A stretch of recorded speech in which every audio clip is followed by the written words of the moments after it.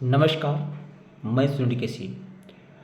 मेरे प्यारे साथियों, आज मैं आपके साथ में एक नए विषय पर संवाद करूंगा। विषय है प्राकृतिक खेती कैसे करें और प्राकृतिक खेती क्या है। क्या प्राकृतिक खेती ही अब भारत सहित पूरे विश्व के लिए एकमात्र विकल्प है? रासायनिक खेती के दुष्परिणाम को देखते हुए पारंपरिक खेती अब अनिवार्य हो गया है, प्राकृतिक खेती अनिवार्य हो गया है।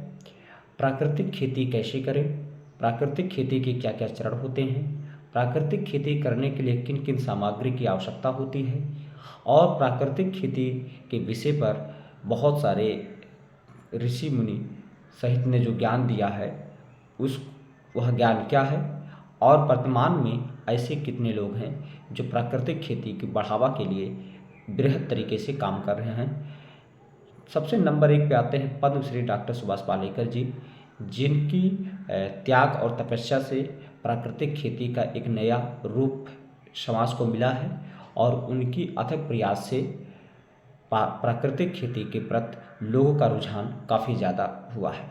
वैसे भी कई लोग हैं जो प्राकृतिक खेती को बढ़ावा देने के लिए काम कर रहे हैं, सरकार की एजेंसियां भी काम कर रही हैं, लेकिन प्राकृतिक खेती अभी भी कहीं ना कहीं ज़मीनी स्तर पर पूर्ण रूप से नहीं उतर पाया है।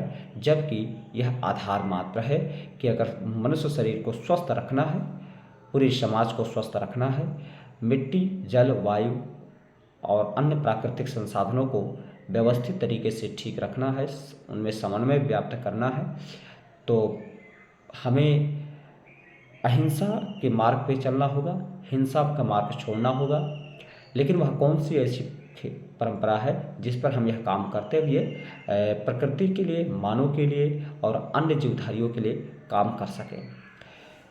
प्राकृतिक खेती एक ऐसी पारंपरिक खेती है जिसमें किसी भी प्रकार की रासायनिक खाद, रासायनिक दवा, रासायनिक टॉनिक या रासायनिक बीजों का प्रयोग नहीं किया जाता है। रासायनिक तरीके से तैयार किसी भी प्रकार के पदार्थों का प्रयोग नहीं किया जाता है, चाहे वह फसल के अनाज के रूप में हो, चाहे खाद के रूप में हो, चाहे टॉनिक के रूप में हो।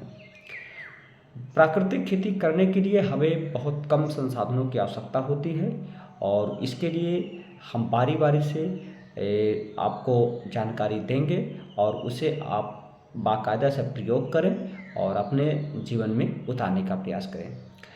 प्राकृतिक खेती करने के लिए आप 2 तरीके से आप कर सकते हैं। एक, आप छोटे स्तर पर, जहाँ कि आपका घर हो, कमरा हो, बागीचा हो, और उसमें आप शुरुआत कर सकते हैं। घर के छत पर आप छोटे मोटे सब्जी हो गए, फल हो गए, फूल हो गए, इस तरह का आप खाली स्थानों पर उसका प्रयोग कर सकते हैं।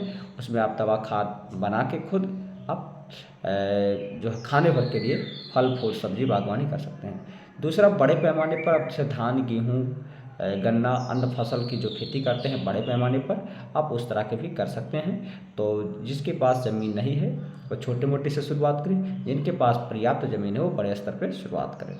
प्राकृतिक खेती के चरण की अगर हम बात करें कि प्राकृतिक खेती की चरण क्या क्या है, तो उस पर देखा जाए तो सबसे नंबर 1 पे आता है आच्छादन। आच्छादन 3 प्रकार के होते हैं, और जिसमें से पहला होता है मृदा आच्छादन, यानी मिट्टी की जुताई और निराई गुड़ाई, जो भी कह देते हैं कि मिट्टी को पूरा बिल्कुल ढीला कर देना, भुरभुरा कर देना।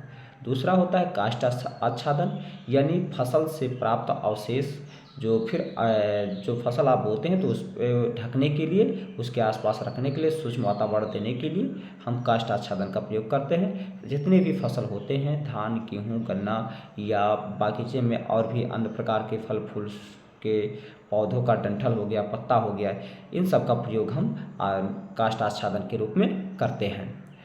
वही बात करें तीसरा जो आच्छादन, तो सजीव आच्छादन, यानी एक फसल के साथ में दूसरा फसल सजीव लगाया जाता है ताकि एक दूसरे का पूरक बन सके, एक दूसरे की पोषक तत्व दे सके। जैसे किसी पोषक से नाइट्रोजन मिल जाता है और अन्य प्रकार के पौधे, तो एक दूसरे को लगाया जाता है, वो बाद में आपको बताया जाएगा है।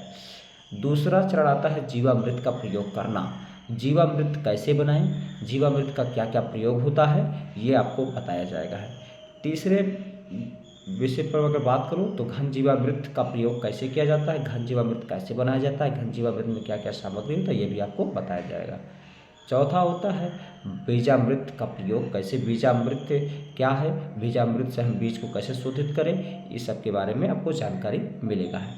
5वें नंबर पर अगर मैं बात करूं तो वापसा देना, यानी पानी की बचत के लिए हमें वापसा का प्रयोग करना होगा।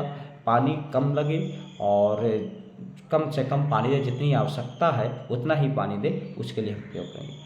फिर कीट नियंत्रण दवा बनाया जाता है, जैसे नीमास्त्र कैसे बनाएं, नीमास्त्र का प्रयोग कैसे करें, ब्रह्मास्त्र का क्या प्रयोग है, कैसे बनाएं, अग्न्यास्त्र का क्या प्रयोग है, कैसे बनाएं, ये भी कीट नियंत्रण दवा है। फिर फंगिसाइड, अगर फफूंदनाशक हेतु कैसे आप दवा बनाएं, फफूंदनाशक हेतु फंगिसाइड दवा हो गया। फिर ऐसे आपको सोठास्त्र, ये भी फफूंदनाशक है। और 10 पाड़ी अर्क, जो सभी प्रकार के कीड़े मकोड़े इन सब के लिए बनाया जाता है। फिर बीजों का हम चयन कैसे करें, बीज हो या पौधा हो, उसको हमें शुद्ध रूप से प्राकृतिक नेचुरल रूप से कैसे बनाएं, इस पर भी हम चर्चा करेंगे है। फिर 14 नंबर पे मैं बात करूँगा कि पौधे की दूरी कितने होना चाहिए, कौन सी दिशा में आपको करना है, इसके बारे में है। फिर टॉनिक का प्रयोग हम कैसे करेंगे, इसका भी आपको बताएंगे।